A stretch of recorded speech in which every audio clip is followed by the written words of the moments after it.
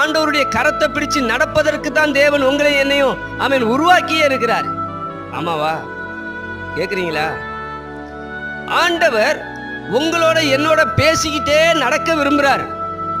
ஆண்டவர் நம்மோட பேசிட்டு நம்ம கையை பிடிச்சு அப்படியே உலாவி வர விரும்புறார். யோசித்து பாருங்க, ஆண்டவர் ஒரு நபருடைய கரத்தை பிடிச்சு கூட்டிட்டு போனா நல்ல இடத்துக்கு கூட்டிட்டு போவாரா, கெட்ட இடத்துக்கு கூட்டிட்டு போவாரா?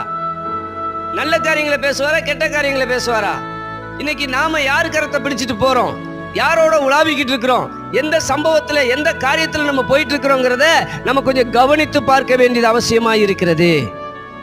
அல்லேலூயா.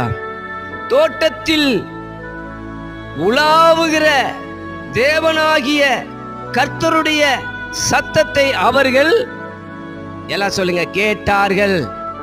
அப்ப தேவன் நம்ம மத்தியிலே வாசம் பண்ணினால் தேவ சத்தத்தை கேட்க முடியும்.